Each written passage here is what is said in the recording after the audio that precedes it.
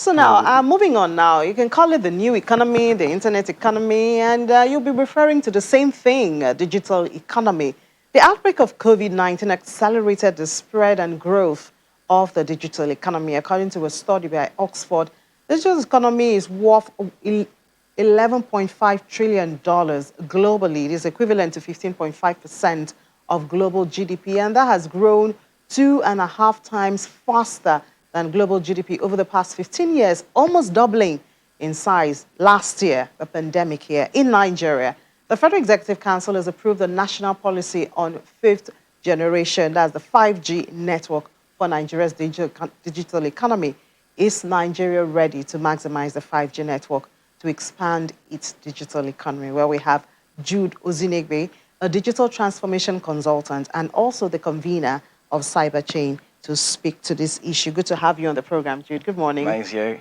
Good morning, Ini. Thanks for having me. So, I mean, this 5G that was so controversial last year, I remember in the midst of the pandemic, this brought up a lot of conversation, and now it's official. True. It's been approved by the Federal Executive Council, so and the policy has also been approved. So we should be expecting 5G to start functioning in the country. But the issue or the question is, are we ready? We're still struggling with 3G, the 4G, and now we have the 5G.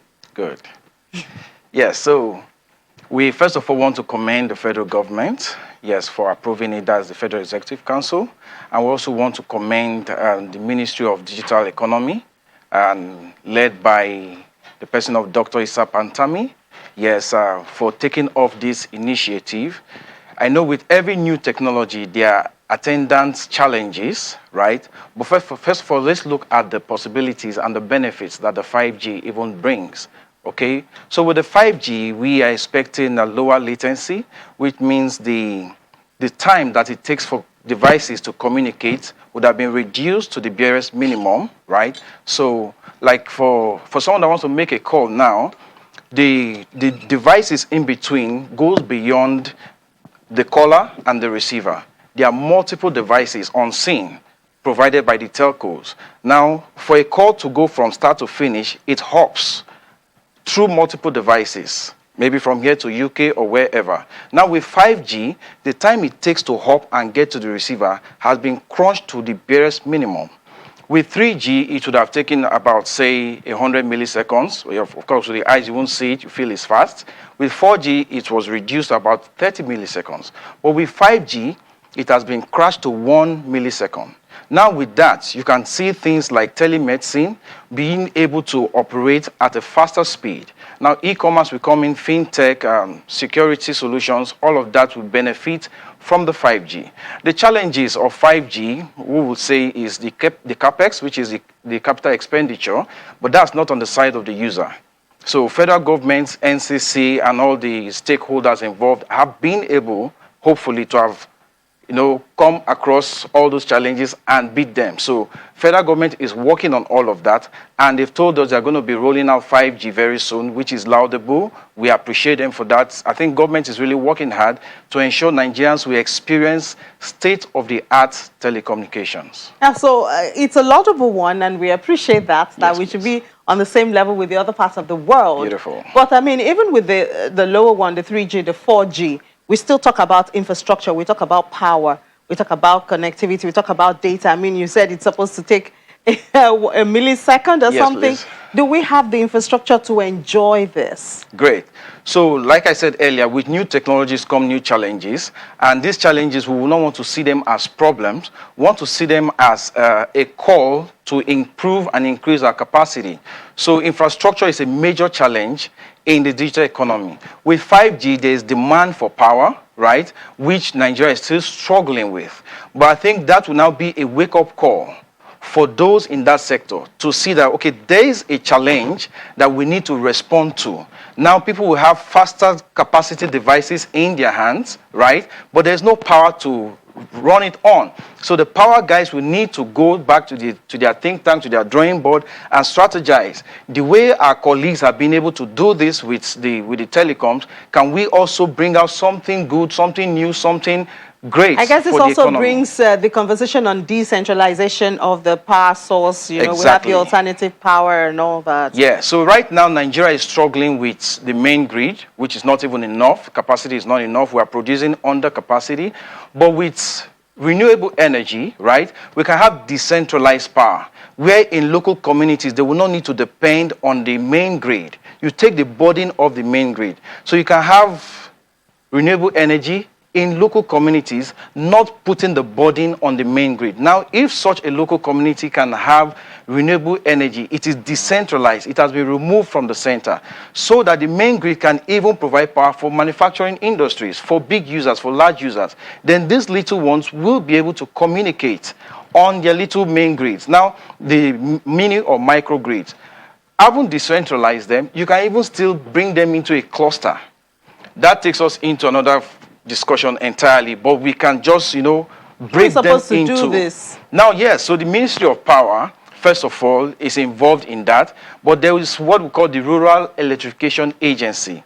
Now, the Rural Electrification Agency is concerned with the duty of ensuring that at each communities, they can provide clusters of power in mini grids, in micro grids, and even in pico grids for a housing. So once those people have power, they will not have to worry about how to power their devices to enjoy the benefits of the 5G that is What coming. are some of these benefits?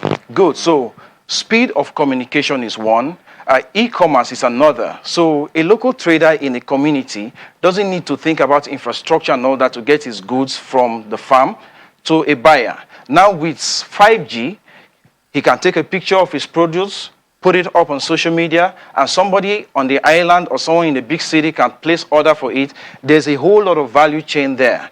Delivery guys are coming in, logistics guys are coming in, packaging. So it's so much that we cannot even exhaust in one conversation. If we go into telemedicine, there's a lot we can talk about telemedicine benefiting from 5G.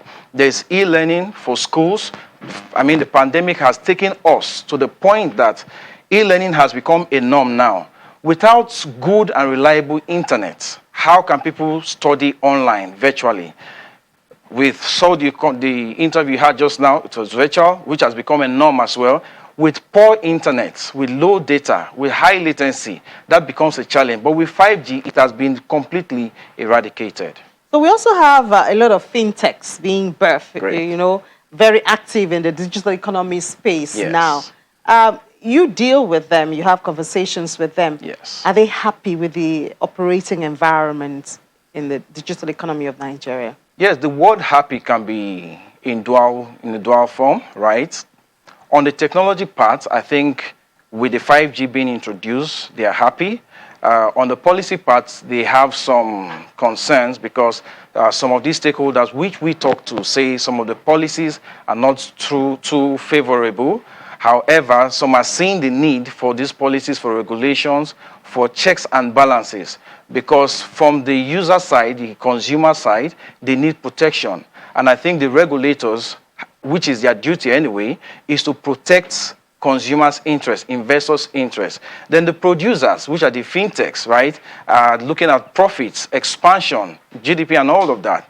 So there must be a meeting point where they have constant communication and chats to see how policies can help the fintechs, not stifle them, but create an enabling environment for everybody to grow and thrive. We should know that, first of all, the economy belongs to everybody.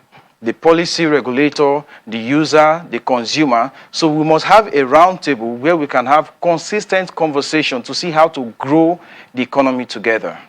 So when we talk about the policy, and regulation, like you rightly noted, it has to be balanced. Yes. What, from your perspective, should be the immediate steps now to balance it so that the fintechs, because they're also contributing to the GDP, to the growth of the economy, Exactly. creating employment, especially to the youths, So what, from your perspective, should be like a balancing factor at this time where we are in at this level of our own economy? Yes. So with every startup or any business that is just starting out, there should be some little guidance, right, to make sure they start off on the right foot. So from the policy side, I won't be speaking for government anyway, but on a general basis, on a general knowledge, from the policy side, fintech should be guided at the startup, at the beginning, at the offset of going into the market. Do not promise. Now, this may not be, this is not a law, but it's a general rule of thumb. Do not promise overreaching benefits. Do not give consumers, do not give your users, do not give your subscribers that when they come to invest in your business or in your crowdfunding or whatever, they are going to generate money overnight, because fintechs are not get-rich schemes. Get-rich-quick schemes. No, these are investment channels where people should also be properly educated that the market forces can always affect businesses. So when business thrives, everybody is happy. But when business goes down, in fact, it's the consumers that call on regulators to check these same fintechs that they've lost money. However, at the beginning, before fintechs even roll out, if there's this conversation, let everybody know the guiding principle. I think when they start doing the businesses, they'll be properly protected. All right. As much as we want more fintechs to come into the space, so that the digital economy space is booming, we also know that there's a need for balance. And I think that's what the CBN has been doing in quite a while. Well, we'll have to thank you so much, thank you very much. Ozinegbe, a digital transformation consultant and convener of CyberChain. And I know we'll continue this conversation. Definitely. Because, I mean, digital economy is what the world has embraced now. Yes. I mean, even the NNPC director we spoke to also said, that is part of what they embraced, yes, which, brought about the profit after tax that they recorded. Beautiful. Thank you so much, Will. Thank you very much, Inni. Yeah, enjoy the rest of your weekend. Thank you.